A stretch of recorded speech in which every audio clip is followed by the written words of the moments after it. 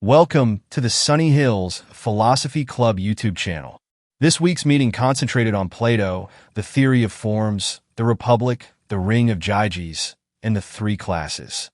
Finally, we had some announcements during the session. Today, we made several announcements. We encourage everyone to subscribe to our YouTube channel at Sunny Hills Philosophy Club and follow us on at sunnyhills_philo_society. We also hinted at our upcoming TikTok account. Please note that next week will be the final meeting of 2024, and we will be off until January 6th, 2025. During the break, we plan to release 2 videos. Who was Plato? Plato was born in Athens, Greece, in 428 BCE. He was a Greek philosopher who studied under Socrates and taught Aristotle. He also founded the Academy, considered one of the first universities in the world. Plato wrote 35 dialogues and 13 letters that reflect his thoughts and philosophy. One of these theories he had was called the theory of forms. He died in 347 BCE in Athens, Greece. He is best known for his philosophical ideas, writings, and the significant influence he had on how we understand various concepts. The theory of forms suggests that an idea is not as tangible as the object it represents. Forms are unchanging concepts. For example, when we say that the apple on the left is red, we are referring to the form of redness. The apple we see is merely a representation of that concept, not the concept itself. The Republic is one of Plato's dialogues. A dialogue is the old-school form of a podcast, but instead of streaming it, they would write down every word and think.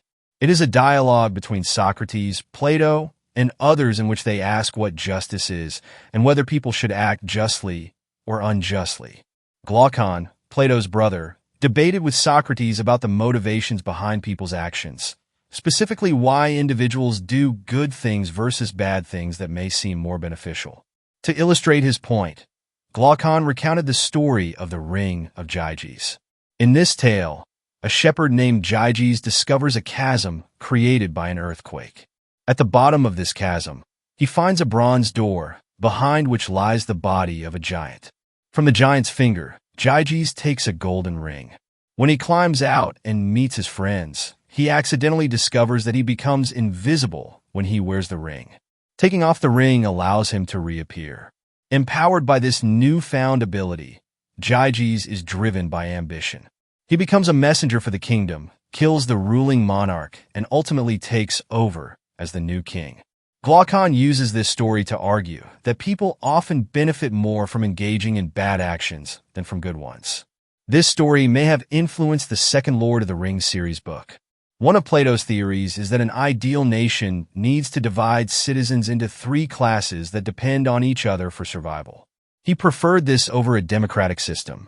The first class is the working class, which plays a crucial societal role through economic activities like agriculture and manufacturing. The second class is the auxiliary class. The auxiliary class represents the state's military, which must be strong, prepared for threats, and trained to fight with a strong sense of duty. The final class consists of the philosopher kings, who are expected to be good and selfless, maintain order in society, and act with good intentions. Plato believed that to prevent corrupt leaders, we needed to educate future leaders.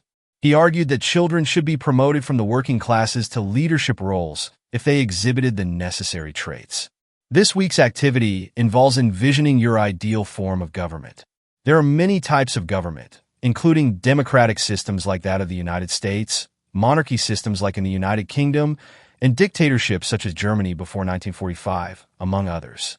Consider what aspects would make this government the best to live in. Would it give you more rights, financial stability, or increased safety? Now also reflect on the potential drawbacks of this type of government.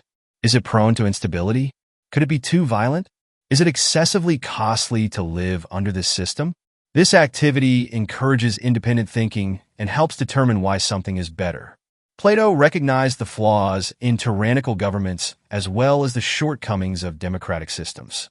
He believed that individuals should strive to act virtuously in order to understand reason, desire, and spirit. In his vision of an ideal government, he aimed to create an efficient system that would elevate those best suited to be leaders. We hope you have learned a lot from this week's recap. If you want to learn more about Plato's ideas, Check out his writings at libraries or purchase them on Amazon. Finally, please subscribe, and we will see you next week.